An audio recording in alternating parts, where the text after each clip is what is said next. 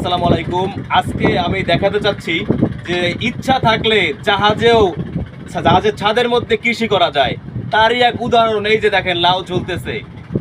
আমাদের ইচ্ছা এবং সবার প্রচেষ্টায় এই যে জাহাজে কৃষি করলাম, এই লাউ ঝুলছে একদম তরতাজা।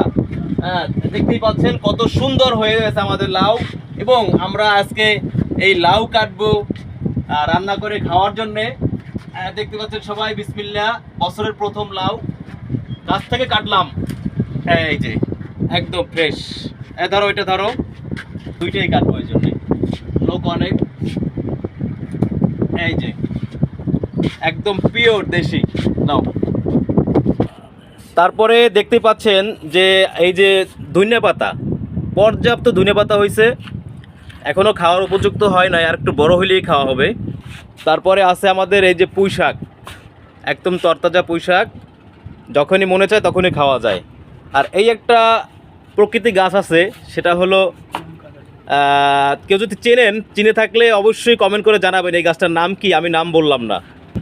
তারপরে এই যে পটকা মরিচ গাছ ধরতেছে, আশা করি মরিচ হবে। এবং দেখতে পাচ্ছেন কত সুন্দর করে ফুল হয়েছে। ড্রাগন গাছ, অ্যালোভেরা তো আছেই, কিন্তু ফুল গাছগুলো হয়েছে কি